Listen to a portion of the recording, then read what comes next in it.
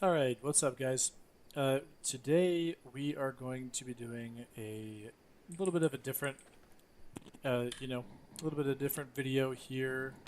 Turn this down real quick. Um, so this is going to be a video specifically just showing an extremely efficient base layout. And I'm not trying to, show off my base and be like, oh, look how cool my castle is. That's fine, whatever. Me specifically, I'm trying to make my castle as efficient as it possibly can be. I'm going to show. So essentially, what I did was I created a modular base design, essentially for like rooms for each of the types of items and whatnot. So here's where I am on the map. I'll show you what the full footprint looks like. It's this big. Now, keep in mind, what's cool about the modular room designs is it doesn't have to be the exact layout that I have here, because you can mix and match the rooms so they hook up in different ways. It's really cool. So I'll just show you that show you that now. The entrance does not matter. Again, this base, you can fit this base anywhere. You can fit it here, anywhere you want. You can just kind of like change the setup of each of the rooms. So even in a long, skinny design like this, you could have it go kind of long ways instead of being in a big square. But here you go. Okay, so yeah, entrance doesn't matter. So the first room here's just the vermin nest. I hate this stupid thing. I usually don't even have it indoors, but I kept it here because, alchemy floors or whatever. It's very clunky, very annoying. Honestly, I usually just use this thing to make the get rat form, and then I just get rid of it because it annoys me how big it is. But if you want it, it'll fit in a 2x2 like this, and then the extra space I used for storage. Over here to the right is just a quick 2x2 spot with a teleporter. I had two spaces right here, so I threw the blood altar here, and here's a water well. So that's just whatever. This, however, is pretty cool. So this is the alchemy room. You'll see it's a small L like this, and it has alchemy table and the blood press, as well as a slim blood case. And then the one square that's remaining, I used as a one square tailoring room for the tannery. And you'll see that the reason the tannery is not with the other tailoring stuff is right across the hall is because this is my tailoring room. A simple 2x2 is actually enough for a tailoring room. Obviously, if you have a huge squad you're playing with, or you're trying to gear out a ton of servants at once, 2 looms might not be enough for you. But in my opinion, if you're just kind of doing your thing with a solo or a duo situation, 2 looms is more than enough. And it fits right here with a tailoring bench. You can go back here easily. You can run across this easily. Has some storage. And it can look. If you notice, it has 4 doors. 1, 2, 3, 4. Which means you could really just stick this anywhere because there's so many ways to access this 2x2 room that you can really just connect it to whatever other door that you need, and it's nice. Moving on is probably my favorite room in the castle, which is my forge room. We have 4 furnaces and every single crafting bench for forges, as well as a slim blood case. This is pretty sick. This is a 2x3, and it has 3 doors into it. And if you what's cool about this to me, obviously four furnaces is more than enough for 1 to 2 players. Even 4 players you could make work with this. Honestly, I mean 4 furnaces is a decent amount. What's cool about it to me though is like these all 3 fit in here perfectly. I mean honestly, you could, once you're out of tier 1, you can kind of just get rid of a workbench, but just in case you want it, it fits in here just fine. But yeah, you'll notice you can actually squeeze in between the smithy and the anvils right here to go in this back room here. Or you can squeeze on this side to go on this back room over here. So we'll go to the next room, which is the workshop, which I also love. It's a 2x2 workshop room. You have 2 grinders at the back. They fit on top of each other like this. You have 2 sawmills here. And you can use the open space of the sawmill as a pass-through. So look, you have 4 doors here. So even if you only have room for just like a door on either side and like one of these things to be open, it's really nice to be able to do this because you can just connect it and run through, run through here, or pass through all the way like this. So I'll show you this back room here. This is also workshop floors, obviously, but this is for the woodworking bench. Again, this is not something that you see all that often, but it's a 2x1, bunch of storage, woodworking bench, workshop floors. I have it here connected to my forge, makes it nice and easy. And then outside, I usually don't use tombs, but I know people out there do use tombs. Some people will use them for as a defensive structure, which I wholeheartedly support. I think it's hilarious and awesome. What you do is you stack these with sunflowers or Highland lotus, get a bunch of banshees and skeleton priests. So whenever somebody comes in and busts your door down, thinking they're going to raid you, they're met with 50 banshees or whatever, and then they have to deal with that, which will absolutely shred a siege golem. So that's pretty nice. However, yeah, there's only 6 of them here, which is it's enough to get the job done. This back here is just kind of like an open space. You'll notice there's a couple of these little open outside spaces right here and there. That's just free space that I use to match for like the entrance to make all this stuff fit.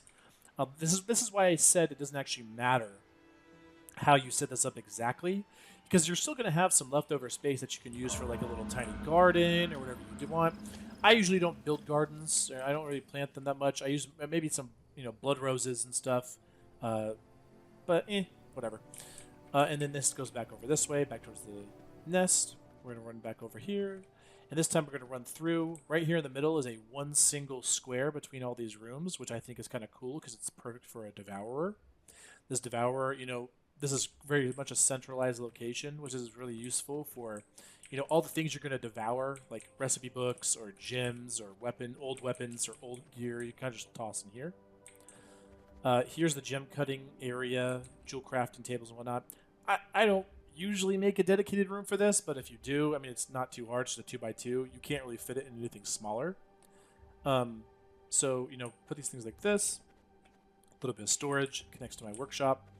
1, 2, 3, 4 doors. It really has a door on every side. You could put a door here too if you wanted to. You could even put a door here if you wanted to and move this thing over somewhere.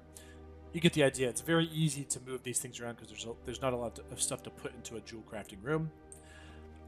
Castle heart. And then here's the throne.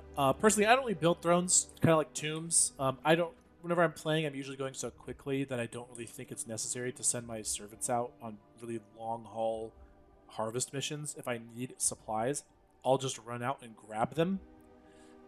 Just get it myself. Usually because I'm going quick enough that I don't really have time to wait for a servant to come back with loot. But if you want it, here it is in the back. You just put it in a 2x2. Personally, ideally, I would delete this, and I would delete this. That's 8 squares I'm saving. Cool. Speaking of squares, check this out. This is a tier 2 castle heart. Okay? Tier 2. And I have 73 squares. I just recently mentioned I would get rid of these. That's 8 squares I'm saving. And then there's also the rest of the squares or whatever. Obviously, you're going to the rooms. Other than those, it's just the buffer zones and the entrance squares. So, this whole thing is down to 50-something tiles or something for the whole thing, which is pretty sick. A tier 2 base location, or tier 2 castle heart, you can have, every single thing you're going to need out of all of your rooms. And what's cool about that is that, let's say you go up to a tier 3 or tier 4, you have, 100 plus squares to devote for honeycombing, defense, whatever you wanted, whatever your heart desires. And then second to last here, I'm going to show you here. Here's the library room. This is a pretty cool room. A 2x3. Some people don't. I'm one of these people. I don't really care if my research tables are inside because it doesn't actually matter. Sometimes I'll just kind of chuck them outside because I need space. I don't really want to if I don't want a dedicated 2x3 room for all this. Obviously, the paper press can take advantage of library floors, but if you don't have a paper press or whatever it may be, if you don't have the library floors, you can kind of just shove this in a small dark corner, and then these can go outside. However, if you do want them inside and you want to have a cool setup, I think this is pretty cool. All of these, so you're going to notice that this is actually not flush with this top wall. It's actually, this would be flush like this. It's actually down one tick like this. Oh, I'm in the way. Right there. So it's actually down one tick like that. And this actually gives you enough space to put the research desk right here. It also gives you a tiny little pass-through in the back. So that's kind of cool. And then lastly, but not least, come back over here. There's a couple open spaces here. Because it's a tier 2 base, that means you can only have 5 servant coffins. So you kind of just shove these wherever you can get them. Here is a 4-cell prison in a 2x2 space with a nice blood case right here. I feel like I'm trying to sell somebody a house. This is nice here. Obviously, there's more blood types than 4 types. But I'm usually not hunting for the every single 100% blood type that I could possibly find. If I see it, I'll grab it. I'll take it back. Usually that ends up, or even just a high blood percentage thing, and usually that ends up being like 2 or 3 guys. That's great. I usually have 4 prison cells just in case. And obviously, if you need more space, well, guess what? I only use 73 out of 80, so just make it bigger. Whatever you want to do. And then back here is just the last 3 coffins for our servants. So there you go. That is a pretty cool base design, and like I said, it's cool that you can attach these, mix and match them. I recently did I just started a new run where I made a forge. I got forge floors early, so I made a 2x3 forge room. Right now, all I have is the smithy and the furnace in there, but that's cool. I have that in there, and then I think at this point in time, I think I have my workshop over here. So this entrance here is actually right here. The pass-throughs are similar. And then I think over here is where I put my tailoring bench, and then this is like outside or something in that castle as of right now. It's a really early run. But it's just cool that I can just put these wherever I need them. Whatever fits. However you need them, you can do them. Imagine this is a workshop. You have, it's a 2x2 and then a 2x3. I mean, that's 10 squares for a workshop and a furnace, a workshop and a forge. Not hard to come by in terms of stone and materials. So, anyway, that is the video. I also have an image. Let me see if I can find this thing. I think I have an image here that shows a pretty cool thing going on like this. This is kind of like the layout of this current castle. It shows you what the rooms look like. I'll post a link to this. It shows what the rooms look like. And how you can kind of set them up. So anyway, that is this video. Hope you enjoyed it, and we will catch you in the next one.